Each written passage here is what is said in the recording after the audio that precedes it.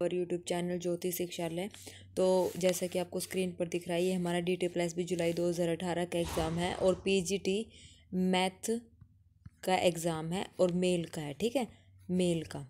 ठीक है, जो फीमेल का तो मैंने आपको करवा दिया है, जो जुलाई 2018 में हुआ था फीमेल का वो हम ऑलरेडी कर चुके हैं। अब हम ये मेल का एग्ज़ाम करेंगे, जो मेल का हुआ था ना PGT मैथ का जुलाई 2018 में, उसका मैं यहाँ पे सॉल्यूशन करवाऊंगी ताकि आपको जो हमारे अपकमिंग एग्ज़ाम है उसमें आपको पता चल जाए। DT+B का भी अभी हमारा एग्ज़ाम होगा, TGT PGT दोनों का, और चंडीगढ़ का भी हमारा TGT का एग्ज़ाम होगा। तो उसके लिए सीरीज़ जो है बहुत ही हेल्पफुल आपके लिए रहेगी। ठीक है, तो चलिए, इससे पहले हमने जो था EMRS का कंप्लीट सॉल्यूशन हमने यहाँ पे किया था। PGT का जो अभी रिसेंट हुआ था ना 2023 में, उसका हमने सॉल्यूशन किया था। तो चलिए इसका देखते हैं, हम शुरू करते हैं। इसका ये मिलेगा हमें 30, ये पूरा PDF आपको जो है टेलीग्राम चैनल पर मिल जाएगा। ठीक है, वहाँ पर आपको ये पूरा PDF मिल जाएगा। तो आप पूरा पेपर का यहाँ पे देख सकते हैं कि किस टाइप से हमसे हिंदी और इंग्लिश पूछी गई थी। ठीक है, तो रिव्यू आप ले लेना यहाँ पे, तो ये टेलीग्राम चैनल पे मैं आपको शेयर कर दूँगी। ठीक है, तो जो हमारे क्वेश्चन है, टोटल हमारे जो सब्जेक्ट के क्वेश्चन रहेंगे वो हमारे रहेंगे 200। ठीक है, 200 हमारे यहाँ पे सब्जेक्ट के क्वेश्चन रहेंगे। तो देखिए फर्स्ट क्वेश्चन हमारे पास क्या कहता है। तो फर्स्ट क्वेश्चन हमारे पास ये कहता है N of U is equal to, थोड़ा सा इसको बड़ा कर लेते हैं। क्या कहता है, N of U is equal to 80, N of A is equal to 40, N of B हमारे पास 55 और N of A intersection B हमारे पास 20 दे रखा है। ठीक है, तो हमें निकालना है N ऑफ A। इसको हम बोलते हैं डायरेक्ट सम भी हम इसको बोल सकते हैं। ठीक है, तो N of A direct sum of B, और ये हमारे पास जो इक्वल होता है, ये किसके इक्वल होता है, A सिमेट्रिक डिफरेंस B के हमारे पास ये इक्वल होता है। ठीक है, इसको या तो ऐसे लिखो या A of direct sum B ऐसे लिखो। ठीक है, और A सिमेट्रिक डिफरेंस हमारे पास क्या होता है, N of A symmetric difference B, इसको हम कैसे लिख सकते हैं, N of A minus B union N of B minus A। इसको हम ऐसे लिख सकते हैं ना, N of A minus B union N of B minus A। और ये किसके इक्वल हमारे पास, N of A symmetric difference B। ठीक है, ये दोनों सेम नोटेशन यहाँ पे रखते हैं। ठीक है, तो अब देखो N of A minus B यहाँ पे क्या होगा, N of A minus B। और इसका दूसरा तरीका हम कैसे लिख सकते हैं, N of A minus B को हम लिख सकते हैं N of A union B minus N of B minus A को हम लिख सकते हैं A intersection B।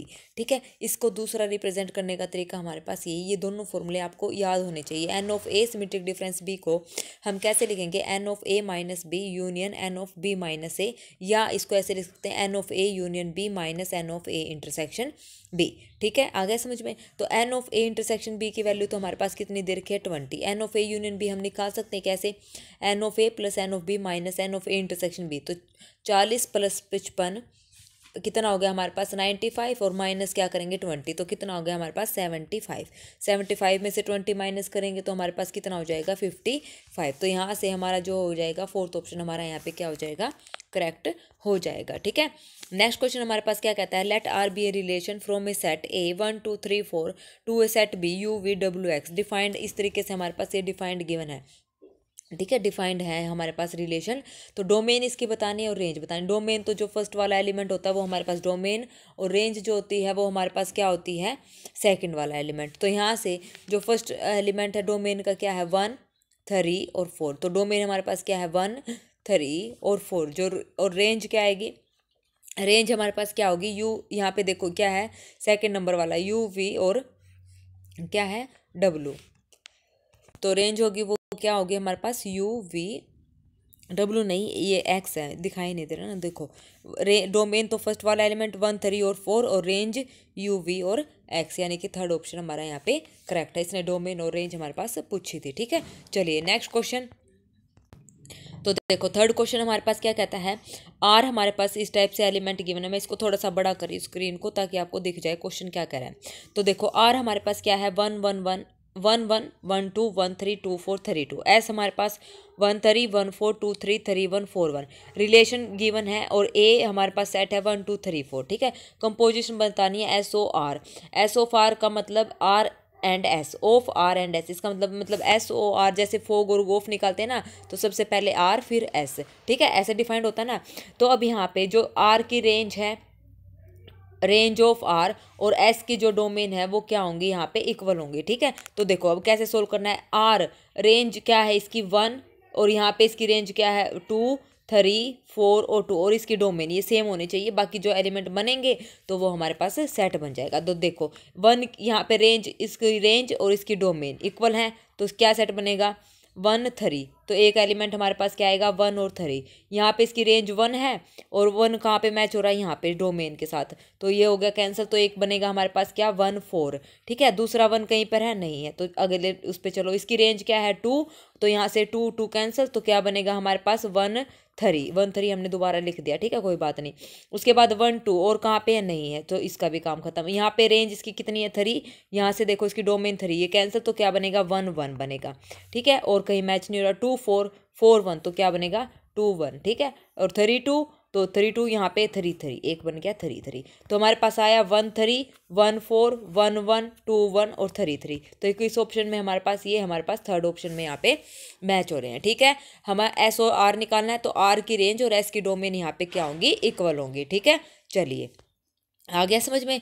Next question हमारे पास क्या कहता है, फोर्थ, ए हमारे पास 1 2 3 और function f from A to A हमारे पास गिवन है। F1 हमारे पास 2, यानी कि 1 की इमेज हमारे पास 2, 2 की इमेज 1 और 3 की इमेज 1। तो हमें इन्वर्स निकालना है। इन्वर्स का मतलब जो हमारे पास ये रेंज आई है वो तो पहले लिखी जाएगी 2 1 1, और जो डोमेन है वो उसकी क्या बन जाएगी रेंज 1 2 3। तो 2 की 1 हो गई, 1 की 2 हो गई और 1 की 3। तो देखो क्या हो गया 1 की 2 और 1 की 3, 1 की हमारे पास 2 और 2 की हमारे पास 1, और यहाँ से 3 की 3 है यहाँ पे 3 की 3, तो 3 की 3, यानी कि थर्ड ऑप्शन हमारा यहाँ पे इन्वर्स इमेज आ गई 3 की 3। रेंज डोमेन बन जाती है, डोमेन रेंज बन जाती है, उल्टा हो जाता है। ठीक है, इजी क्वेश्चन है। चलिए next question, fifth question, you हमारे पास गिवन है कोई यूनिवर्सल सेट है जिसमें 1 से लेके 9 एलिमेंट है।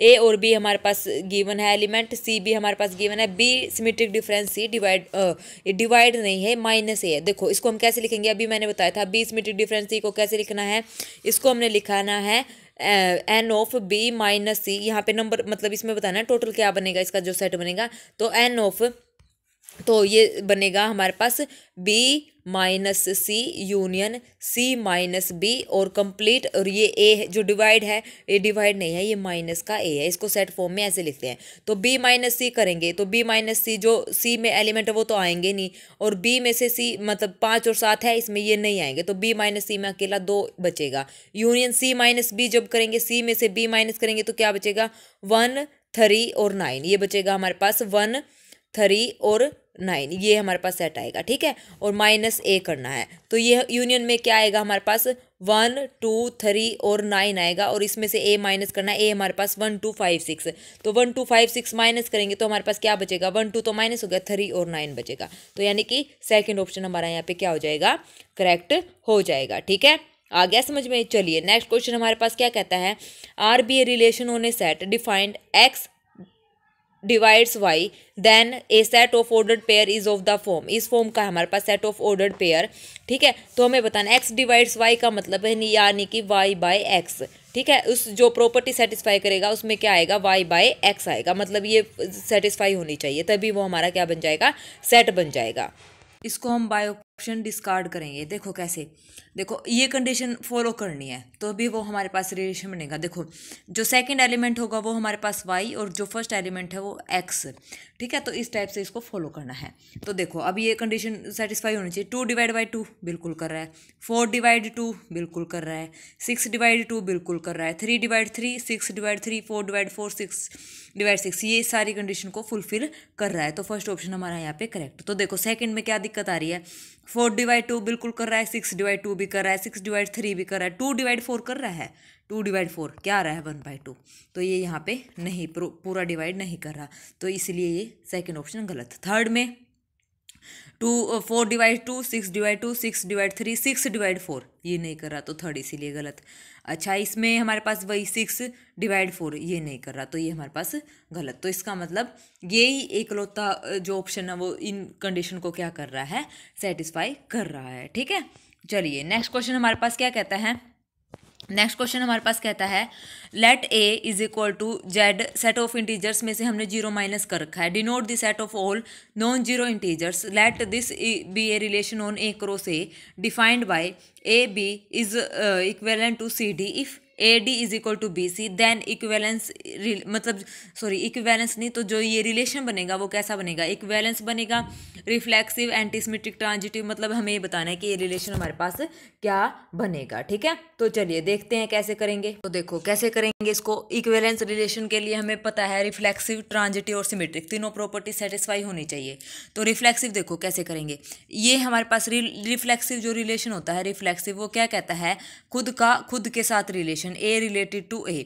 ठीक है, तो खुद का खुद के साथ रिलेशन होना चाहिए। मान लो मैंने अब ये इस तरीके से हमारे पास डिफाइंड है, A B is related to C d. ठीक है, और a D is equal to B c, इस कंडीशन को सेटिस्फाई कर रहा है। तो रिफ्लेक्सिव के लिए हम यहाँ पे क्या करेंगे, ए रिलेटेड टू बी है तो बी रिलेटेड टू ए, तभी तो ये रिफ्लेक्सिव होगा ना।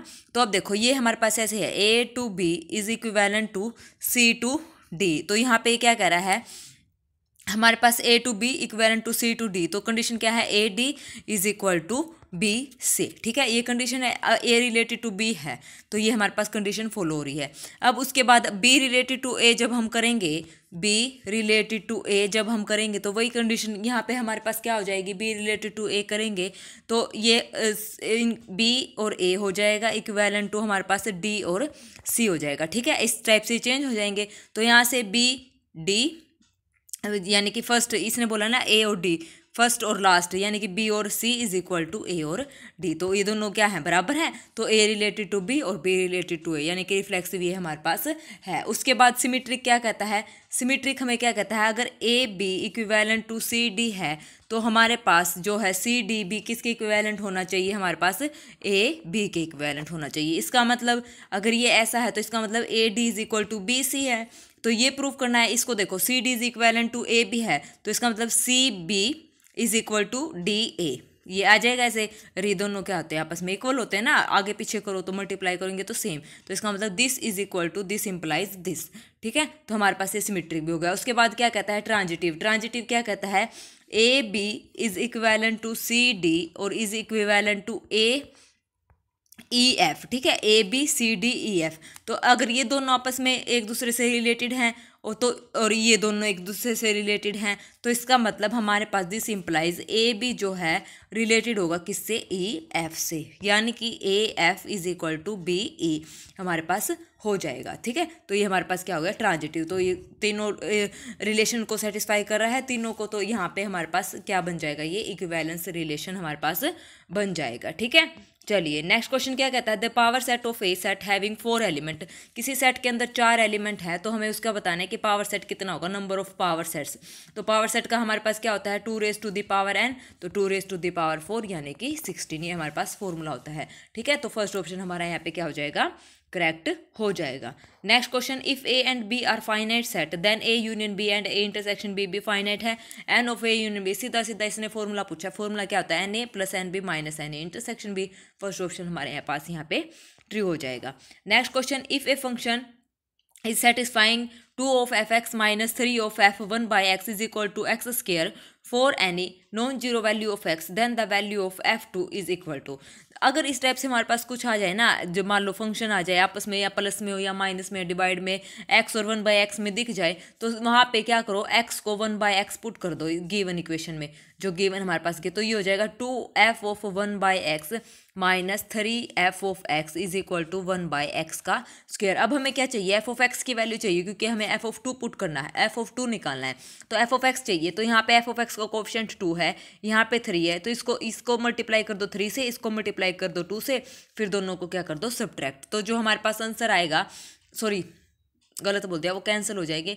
हमारे पास क्या आया था, 2f of 1 by x minus 3f of x, ये हो जाएगा 1 बाई एक्स स्क्वायर। हमें f ऑफ x की वैल्यू तो चाहिए, तो इसका मतलब हमें f ऑफ 1 बाई एक्स खत्म करना है। तो इसकी मल्टीप्लाई हम करेंगे 3 टू जा 6, यानी कि 2 कोएफिशिएंट सेम करेंगे, इसकी 2 से और इसकी करेंगे 3 से, फिर दोनों को क्या करेंगे, सब्ट्रैक्ट। तो ये दोनों आपस में कैंसिल हो जाएंगे, मतलब ऐड करेंगे, सॉरी सब्ट्रैक्ट करेंगे तो ये कैंसिल नहीं होंगे। तो इन दोनों को क्या करेंगे, ऐड करेंगे। तो ऐड करेंगे तो ये तो 3 टू जा 6 f ऑफ x माइनस का और ये प्लस का, तो ये आपस में क्या हो जाएंगे, कैंसिल आउट हो जाएंगे। इसकी मल्टीप्लाई हमने 2 से करी है, इस कंप्लीट की मल्टीप्लाई 3 से। तो जो हमारे पास इक्वेशन आएगी f ऑफ x में, वो हमारे पास आएगा f of x is equal to 2x² plus 3/x² divided by -5। अब x की वैल्यू यहाँ पे 2 पुट कर दो, यानी कि एफ ऑफ 2 जब हम निकालेंगे तो ये हमारे पास हो जाएगा 8 प्लस 3/4 डिवाइडेड बाय -5। तो जब इसको सोल्व करेंगे तो हमारे पास आ जाएगा -7/4। ठीक है, यानी कि थर्ड ऑप्शन हमारा यहाँ पे क्या हो जाएगा, करेक्ट हो जाएगा। ठीक है, चलिए नेक्स्ट क्वेश्चन हमारे पास क्या कहता है, the relation between the set A and B is. इन दोनों में रिलेशन बताना है। तो देखो first option A subset B का, ये तो क्लियरली दिख रहा है, 2 3 4 5 क्या सारे एलिमेंट बी के अंदर है, बिल्कुल है, तो फर्स्ट ऑप्शन हमारा यहाँ पे करेक्ट। सेकंड देखो ए यूनियन बी जब करेंगे, ए यूनियन बी करेंगे तो 1 से लेकर 9 तक हमारे पास एलिमेंट आएंगे, यानी कि किसके इक्वल आ जाएगा, वो बी के इक्वल आएगी। यहाँ पे ए यूनियन बी किसके इक्वल आएगी, बी के, ए के इक्वल नहीं आएगी, सेकंड गलत है। क्या ए इज प्रॉपर सबसेट, मतलब जो बी है, बी इज सबसेट ऑफ ए बन रहा है, मतलब ए क्या कंटेन कर रहा है, बी के सारे एलिमेंट को नहीं कर रहा, बी में ज़्यादा है ए में कम है, तो थर्ड गलत। ए इंटरसेक्शन बी जब हम करेंगे तो क्या कॉमन निकल रहा है, 2 3 4 और 5 कॉमन निकल रहा है, यानी कि ये बी किसके इक्वल है, ए के, और ये हमारे पास यूनियन बी के इक्वल आई थी, तो ये से फोर्थ भी गलत है। ठीक है, सारे ऑप्शन कैसे डिस्कार्ड हुए हैं पता चल गया। तो फर्स्ट ऑप्शन इसका है हमारे पास यहाँ पे क्या हो जाएगा, करेक्ट हो जाएगा। तो ये फॉर्मूला पूछा इसने सीधा सीधा, the formula a by b is equal to a intersection b complement. A by b का मतलब यहाँ पे ए माइनस बी है, ए माइनस बी को हमने लिखा ए इंटरसेक्शन बी कॉम्प्लीमेंट, बिल्कुल लिख सकते हैं। Represent the difference operation in terms of the operation of intersection and complement, then the formula for the union of a union b in terms of the operation of intersection and complement. ठीक है, तो a union b का पूछा है in terms of intersection और complement में। तो एक बात मुझे आप बताओ, ए यूनियन बी का कॉम्प्लीमेंट करेंगे तो किसके इक्वल आएगा, हमारे पास ए यूनियन बी के इक्वल आएगा। तो अब इसको खोल लेंगे तो ये हो जाएगा a complement intersection b complement, De Morgan law से। तो ये हो जाएगा a complement intersection b complement का कॉम्प्लीमेंट ए यूनियन बी को हम ऐसे रिप्रेजेंट कर सकते हैं। तो सेकंड ऑप्शन हमारा यहाँ पे क्या हो जाएगा, करेक्ट हो जाएगा। ठीक है, मतलब इसका मतलब यही आएगा, ये किसके इक्वल होगा, हमारे पास ए यूनियन बी के इक्वल हो जाएगा। ठीक है, आ गया समझ में। चलिए नेक्स्ट क्वेश्चन क्या कहता है, if set A has m elements and set B has n elements, then the possible number of distinct function from A to B is। Possible number of distinct function, तो distinct function का formula, function a to b है हमारे पास, तो total number of function का formula हमारे पास क्या होता है, कार्डिनलिटी ऑफ बी की पावर कार्डिनलिटी ऑफ ए। तो यहाँ पे कितने एलिमेंट हैं, एन बी में, और ए में कितने हैं, n raise to the power m, यानी कि सेकंड ऑप्शन हमारे पास करेक्ट हो गया यहाँ पे। Next question, the number of subset of the set ए हमारे पास ये है A1 A2 AN which contains even number of element. तो एक बात याद रखना, यहाँ पे मैं आपको 2 फॉर्मूले बता रही हूँ। नंबर ऑफ सबसेट अगर हम निकालते हैं, टोटल नंबर ऑफ सबसेट हमारे पास कितने होते हैं, टोटल नंबर ऑफ सबसेट होते हैं हमारे पास 2 की power n, total number of subset निकालने का फॉर्मूला। अच्छा, अब इसने इवन पूछा है, तो जो इसमें से इवन नंबर ऑफ सबसेट होंगे, इवन नंबर ऑफ सबसेट जो होंगे इवन होंगे, वो होंगे 2 raise to the power n-1, और जो ओड होंगे वो भी हमारे पास क्या होंगे, 2 raise to the power n-1। तो इवन हमारे पास 2 raise to the power n-1, odd भी हमारे पास इक्वल होंगे ना, इवन और odd 2 raise to the power n-1। Even अगर पूछ ले तो 2 raise to the power n-1, odd पूछ ले तो भी हमारे पास यही आंसर आएगा। ठीक है, तो total number of subset which is even, तो that means 2 raise to the power n-1 यहाँ पे क्या हो जाएगा, पावर में n-1 है। ठीक है, तो कभी कंफ्यूज हो जाए, थर्ड ऑप्शन कंफ्यूजिंग के लिए दे रखा है, पावर में है। ठीक है, हड़बड़ाहट में याद नहीं करना फॉर्मूला, ध्यान से पढ़ के याद करना है कि इसकी पावर में है 2 raise to the power n-1। ठीक है, तो फर्स्ट ऑप्शन हमारा यहाँ पे क्या हो जाएगा, करेक्ट हो जाएगा। चलिए नेक्स्ट क्वेश्चन हमारे पास क्या कहता है, when n a is equal to 3 n b is equal to 5 the number of injection का मतलब यहाँ पे 1 1 पूछा है। ठीक है, 1 1 मैपिंग हमें बतानी है। तो 1 1 कितने बनेंगे, यहाँ पे ए में 3 एलिमेंट है, यानी कि इसमें 3 हैं और इसमें कितने हैं 5, तो कितने बनेंगे हमारे पास, defined from A to B, A से बी में, तो इसमें हर एक एलिमेंट की यूनिक इमेज जाएगी। हमारे पास 3 एलिमेंट है और इसमें कितने हैं 5, तो हमारे पास फॉर्मूला क्या होता है, एन पी एम होता है। एन हमारे पास जो बड़ा नंबर है मतलब 5, यानी कि ये हमारे पास इस टाइप से है, m is less than n। ठीक है, नंबर ऑफ 1 1 का फॉर्मूला हमारे पास क्या होता है, एन पी एम। तो n यहाँ पे कितना है 5p, m हमारे पास कितना है 3, तो 5p3 जब हम खोलेंगे 5p3, इसका फॉर्मूला क्या होता है 5 फैक्टोरियल, और 5 में से 3 माइनस करेंगे 2 फैक्टोरियल, तो 5 4 और 3, 2 फैक्टोरियल से 2 फैक्टोरियल कैंसर, तो 5 चौके 20, 20 3 60, यानी कि 60 हमारा यहाँ पे 1 1 मैपिंग बन जाएंगे। ठीक है, 1 1 फंक्शन ठीक है, थर्ड ऑप्शन हमारा यहाँ पे करेक्ट हो जाएगा। तो ठीक है, चलिए आज हमने इसके कितने क्वेश्चन करे हैं, 15 क्वेश्चन करे हैं, और बाकी के क्वेश्चन करते हैं हम नेक्स्ट क्लास में डिस्कस। ठीक है, आज के लिए तो बस इतना ही। अगर किसी बच्चे को कोई डाउट लगे तो प्लीज़ कमेंट सेक्शन में कमेंट करके पूछ सकता है। और जो भी मैं आपको क्वेश्चन प्रैक्टिस सीरीज़ करवा रही हूँ, उनके जो भी जितना भी हमारा जो डाटा रहेगा, मतलब ठीक है, PDF रहेगा, वो सारा आपको वहाँ पे अवेलेबल हो जाएगा। ठीक है, तो प्लीज़ अगर आपको मेरी वीडियोस अच्छी लगती है तो मेरे चैनल को लाइक, शेयर और सब्सक्राइब ज़रूर करें। ओके, तो चलिए, thank you very much, have a nice day.